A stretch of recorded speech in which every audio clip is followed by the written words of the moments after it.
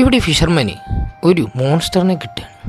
ആ മോൺസ്റ്ററിന് എന്തോ പ്രത്യേകതയുണ്ടെന്ന് മനസ്സിലാക്കിയ ആ ഗ്രാമത്തിലുള്ള എല്ലാവരും അതിൻ്റെ അടുത്ത് തടിച്ചുകൂടുകയാണ്. ഇതൊരു എൻറ്റയർലി പോവേർട്ടി അനുഭവിക്കുന്ന ഒരു ഗ്രാമമായിരുന്നു.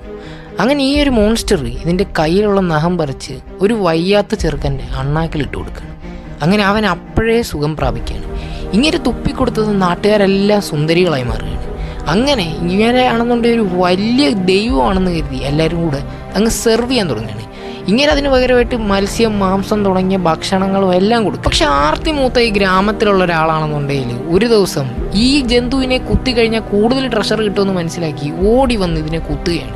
അങ്ങനെ ഇത് കണ്ട എൻ്റയർ ഗ്രാമവാസീസും വന്ന് ഇതിനെ കുത്തി ഒരു പരുവൊക്കെ.